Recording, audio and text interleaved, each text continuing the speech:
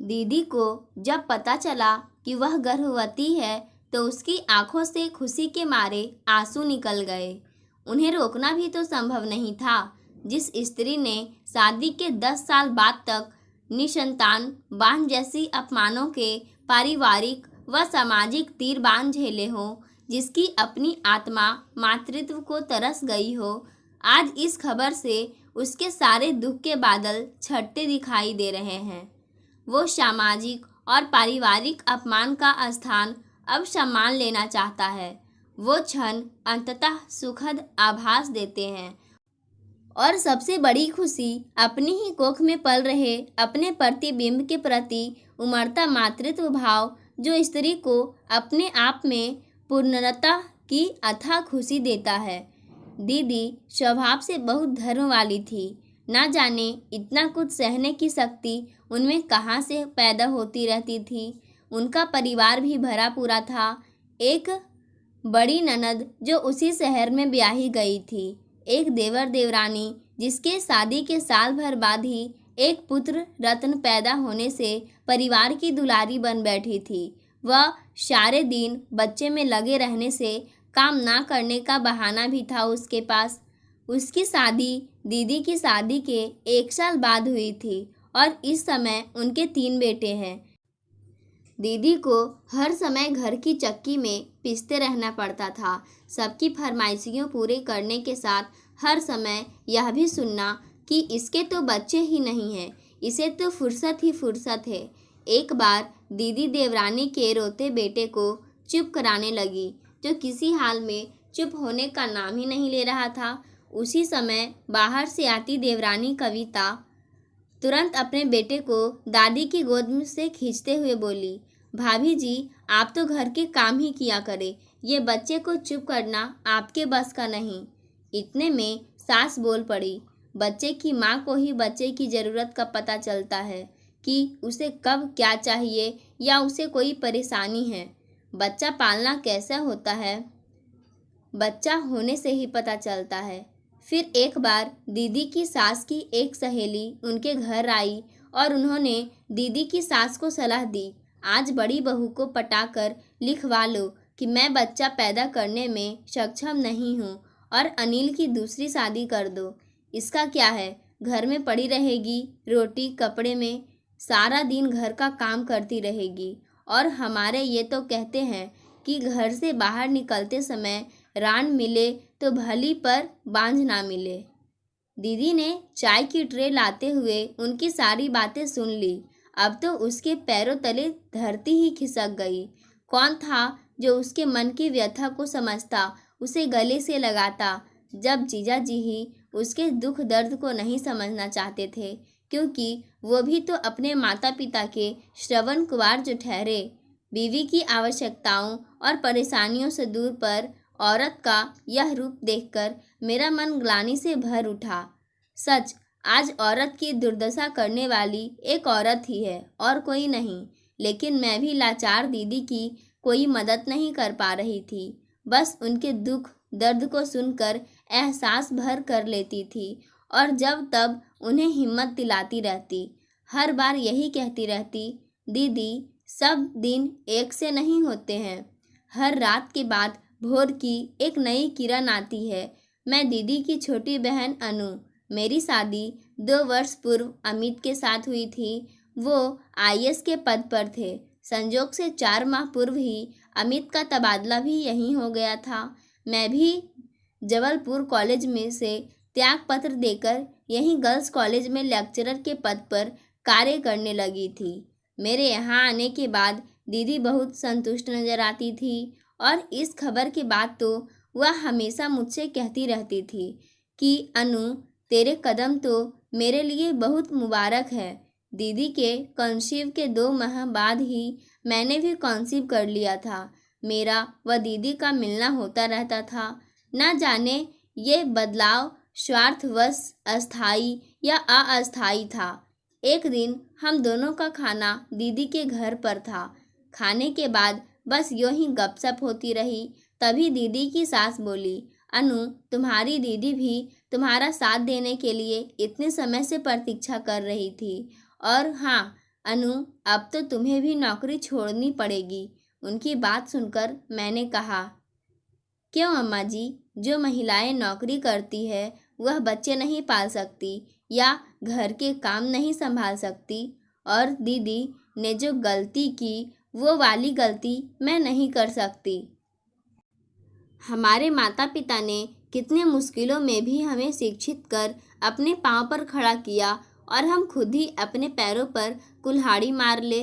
वैसे दीदी ने भी अपनी खुशी या मजबूरी में जो भी हो नौकरी छोड़ने का निर्णय गलत ही लिया। दीदी की सास बोली, अरे बच्चे होंगे तब पता चलेगा। मैंने हंसते हुए कविता दीदी की ओर देखकर कहा, क्यों अम्मा जी? ये कविता दीदी जो आए दिन शॉपिंग का शौक पूरा करती है, उतना समय नौकरी में पूरा किया जाए तो क्या बुराई है। उस दिन के बाद से दीदी की सास व देवरानी मुझसे खुश नहीं रहती थी, पर अब वह दीदी को अक्सर कहती कि तुम्हारी बहन बहुत तेज है। न जाने क्यों मुझे पुरुषों की अपेक्षा नारी द्वारा नारी के अधिकारों का हनन अधिक कष्टप्रद लगता है। और यह भी सच है, जब भी पुरुष वर्ग नारी का शोषण करता है, कहीं ना कहीं प्रत्यक्ष या परोक्ष नारी का ही हाथ नजर आता है। मुझे याद है दीदी जब छोटी थी तो हर समय माँ कहती रहती थी, तुम घर के बाहर खेलने नहीं जाओगी। और दीदी हमेशा इस बात पर खींचती थी कि भैया जाएगा और मैं नहीं। ऐसा क्यों? जबकि वो तो घर का काम भी नहीं करता है और बाहर खेलने भी जाता है। जब 9वीं कक्षा में आई तो पढ़ने में होशियार होने पर भी कला विषय ही दिलाया गया, क्योंकि विज्ञान या वाणिज्य जिन स्कूलों में थे उन्हें सह शिक्षा थी और मेरी माँ इस बात के लिए कभी राजी नहीं थी। इसीलिए आगे की पढ़ाई के लिए उन्हें लड़कियों के कॉलेज में ही प्रवेश दिलाया। और तो और माँ के ढेर सारे नियमों के तहत, जैसे और नहीं हंसना, जवाब नहीं देना, भैया के दोस्तों से ज़्यादा हंसकर नहीं बतियाना, ऐसे नहीं उठना, ऐसे नहीं बैठना, देर तक नहीं सोना और भी ना जाने क्या क्या। वर्षों के बाद औलाद ना होना भी माहौल कुछ ऐसा बना दिया था कि पहला बच्चा लड़का ही होना चाहिए। दीदी को यह आशंका भी बेचैन किए रहती थी, अब क्या होगा अगर लड़की हो गई तो फिर मुझे सास व इनके अपमान की योग्य बनना पड़ेगा। आखिर किस्मत का लिखा कौन मिटा सकता है। दीदी ने एक बहुत सुंदर बिटिया को जन्म दिया। मैं और अमित दीदी को अस्पताल में मिलने गए। मुझे देखते ही दीदी मुझसे लिपट कर रोने लगी और बोली, भगवान ने इतने वर्षों बाद मेरी गोदी भरी, वह भी बिटिया से जो घर वालों को कतई पसंद नहीं। मैंने कहा, हद हो गई दीदी, आप भी ऐसी बात कर रही है। भगवान का शुक्रिया अदा करो जिन्होंने इतनी प्यारी बेटी दी है। और बेटी तो माँ की सबसे अधिक हमदर्द होती है। वह तो सब सही है अनु, यूँ तो मैं बेटी पैदा करके बहुत खुश हूँ। मेरी तो ईश्वर से यही प्रार्थना है कि मैं इस बेटी को परिवार व समाज में सम्मानजनक स्थान दिला पाऊँ और यह भी साबित कर सकूँ कि बेटी भी माँ बाप का नाम रोशन करती है। अरे वाह दीदी, आज मेरे लिए तो सबसे बड़ी खुशी की बात है कि दीदी ने बिटिया के होने के साथ ही अपने अंदर इस संकल्प को बल दिया है। फिर अमित भी बोल उठे, दीदी आज आप में पैदा हुए इस आत्मविश्वास को देखकर मुझे बहुत खुशी हुई। इतने में दीदी की सास आई और मुझे देखकर बड़ी रुआसी सी आवाज़ में बोलने लगी, इतने सालों बाद बच्चा पैदा हुआ, वो भी लड़की। मैं तुरंत बोल उठी, अम्मा जी, अपनी 2 बुआओं के बाद तो घर में इतने सालों बाद भतीजी आई है, आपको तो खुश होना चाहिए।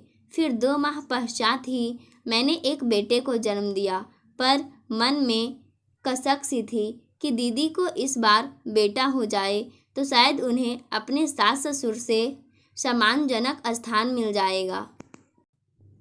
किसी भी कीमत पर दीदी को सम्मान दिलाने की इच्छा समय के साथ बलवती होती जा रही थी। आज मेरा बेटा 3 वर्ष का हो चुका था तो मैं एक दिन दीदी के घर आई और बोली, दीदी आप अस्पताल चलेंगी क्या? दीदी परेशान होती हुई बोली, क्या हुआ तुझे? अरे दीदी परेशान मत हो, थोड़ा चेकअप कराना है, दीदी ने बताया। अनु मुझे भी दिखाना है, 15 दिन ऊपर हो गए हैं, किंतु विशेष परेशानी नहीं, बस थोड़ी कमजोरी सी लगती है, मैंने मजाक किया। क्यों दीदी, इस बार दोनों की तारीख एक ही आएगी क्या? डॉक्टर ने दोनों मुआयना किया। बड़े ही आश्चर्य से बोले, क्या बात है, दोनों के बीच बस 1 हफ्ते का ही फर्क है। योजना प्रेगनेंसी है क्या? मैंने कहा, डॉक्टर साहब ऐसी बात तो नहीं है, ये महज एक इत्तेफाक, पर जो भी है सुखद है। अब मैं अक्सर दीदी को याद दिलाती रहती थी, देखना दीदी इस बार आपको बेटा और मेरी बेटी होगी।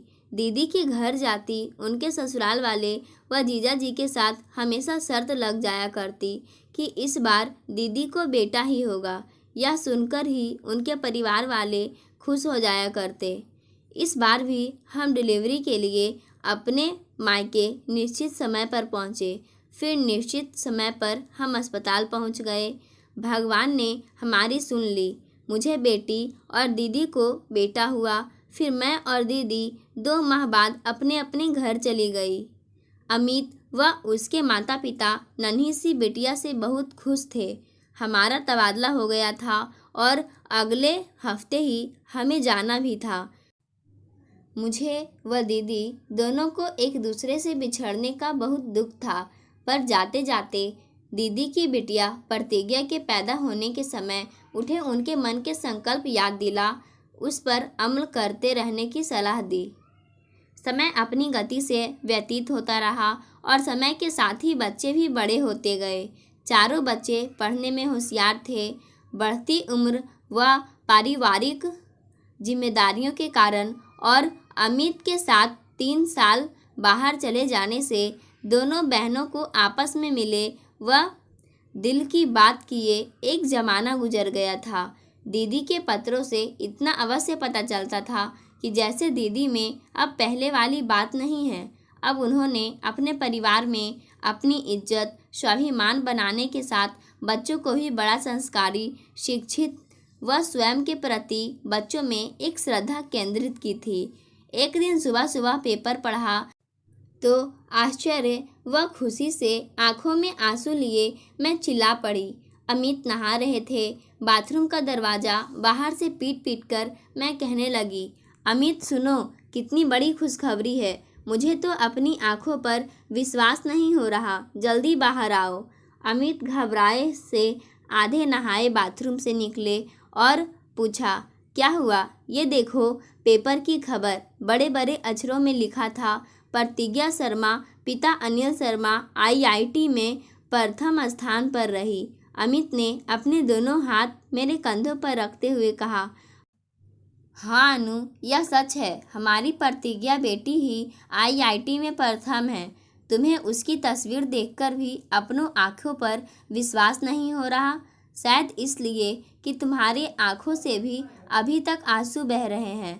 अनु आंसू पोंछते हुए अपने को संयत करते हुए बोली, मेरी खुशी के मारे यह स्थिति है तो दीदी जीजा जी की स्थिति मेरी कल्पना से बाहर है। आज उसके दादी बाबा के पैर जमीन से ना जाने कितने ऊपर उठ गए होंगे। अमित मेरी स्थिति बहुत अच्छी तरह समझ रहे थे। उन्होंने कहा, दीदी को फ़ोन लगाओ और बोलो हम 1 घंटे बाद रवाना होकर शाम तक खुद पहुंचकर प्रतिज्ञा को बधाई देंगे। यह ऑफिस जाकर कोई ज़रूरी काम देखकर छुट्टी लेकर आने को कह गए थे। मैंने शीघ्रता से अपने व इनके कपड़े लगाए। कुछ लोगों के फ़ोन आए व कुछ को समाचार दिए और रवाना हो गए। हम लोगों के तबादले जल्दी जल्दी होने की वजह से दोनों बच्चे हॉस्टल में थे, उन्हें भी समाचार दिया। सच, दीदी ने प्रतिज्ञा के होने के समय जो प्रतिज्ञा की उसके पूरी करने में भाग्य ने साथ दिया। बेटियां पिता व परिवार के दिल की दुनिया में थोड़ी सी जमी, थोड़ा आसमां ही तो चाहती है। यदि उन्हें उनका अधिकार मिल जाए, प्यार मिल जाए तो उनके नाम से भी पिता की पहचान बन सकती है। क्यों अमित, यह सच है ना? अमित जोर से हंसे और बोले, मैडम, आप शरीर से यहाँ और मन से दीदी व प्रतिज्ञा से बातें कर रही है। मुझसे तो तुमने इतनी देर में किसी तरह की बातचीत की नहीं कि मैं तुम्हें कोई जवाब देता। अनु मुस्कुराते हुए झेप गई। रात 8 बजे हम दीदी के घर पहुंच गए। गाड़ी से उतरते ही सबसे पहले दीदी बाहर आ गई थी। बस मैं व दीदी एक दूसरे से ऐसे गले लगे कि मन की सारी खुशी, सारी बातें, मानो इस उपलब्धि की बधाई भी एक दूसरे को इन आंसुओं से ही देना चाहते थे। इतने से प्रतिज्ञा बोली, मौसी, आप सारी बातें इस तरह करेंगी या मुँह से भी कुछ कहेंगी? प्रतिज्ञा की मधुर आवाज़ ने तो आकर्षित किया ही, साथ ही उसे मैं एकटक निहारती रही। कितनी सुंदर लग रही थी।